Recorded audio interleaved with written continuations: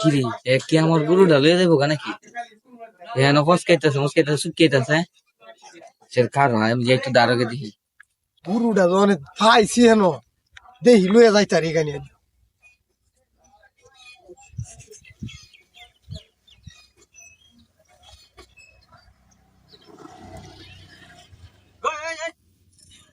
কি করছ কিছু? হ্যাঁ ভাই গরু কুত্তা উড়কে গেছি গাড়িটা দাবাই দিতাছি তো এটা কারো তুই